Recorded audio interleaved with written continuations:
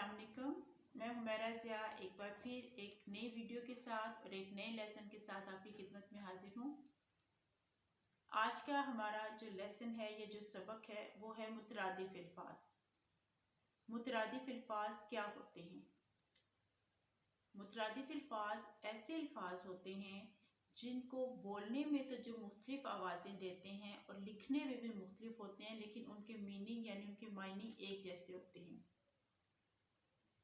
मुख्तलिफ अल्फाज को लिखने में और बोलने में मुख्तलिफ होना और उनके मीनिंग का एक होना मुतरादिफ अल्फाज कहलाता है, और उसको हम मायनी अल्फाज भी कहते हैं। यानी उनके हम मायनी का मतलब है कि वो उनके अल्फाज तो मुख्तलिफ हैं, लेकिन उनके मायने जो से हैं, उनके मीनिंग जो से हैं, वो एक जैसे हैं। उनको हम कहते हैं मुतरादिफ अल्फाज या हम मायनी अल्फाज। जैसे हमारे पास है इज्जत, उसका मीनिंग है एहतराम। जैसे हमारे पास है सूरज, आफताब, चांद, महताब, उम्मीद, आस, अमीर, दौलतमंद, दुनिया, जहान।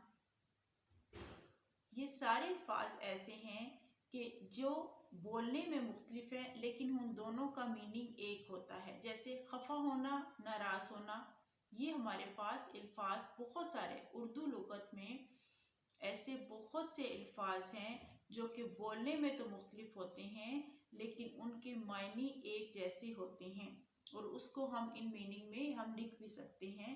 मतलब अगर आप जुमलों में वो इसको एडजस्ट करते हैं तो वो हो सकते हैं। जैसे काला और स्याह, स्याह का मतलब और काले का मतलब एक है, लेकिन उसके दो मुख्तलिफ मायने हैं।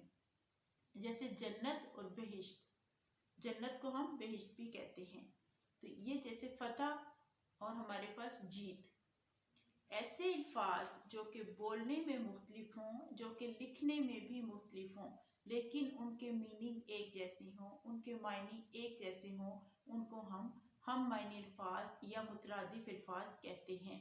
और उर्दू लुगत में मुतरादिफ अल्फाज की एक लंबी फहरिस्त है, जिसको पढ़ने से हमारी एक तो ज़ख़ीरा अल्फाज में यानी वोकैबुलरी में इजाफा होता है, और हमें यह भी पता चलता है कि हमने जुमले को खूबसूरत बनाने के लिए कौन कौन से अल्फाज का इंतखाब करना है। उम्मीद है आज का सबक आपको पसंद आया होगा। अब हम नए सबक के साथ आपके पास फिर से हाजिर होंगे। अल्लाह हाफिज़।